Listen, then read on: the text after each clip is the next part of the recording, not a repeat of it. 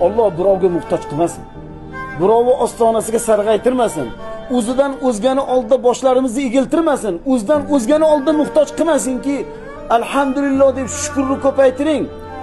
Hayotingizda, kalendaringizda, o'zingizni har kungi kunlik soatingizdagi kimni shukri ko'paysa, kim minnatdor bo'lsa, vaziyatdan, hodisalardan, kim nima ustingizga mayli alga aytadi ulamolar, tosh otsa nima qilgin desa, toshni o'sha yig'ib qo'ysang zo'r imorat chiqadi toshdan. Hozir juda chiroyli. Otaversin, loy otsa loyini to'plab qo'y, loy suvoq zo'r uylar chiqadi.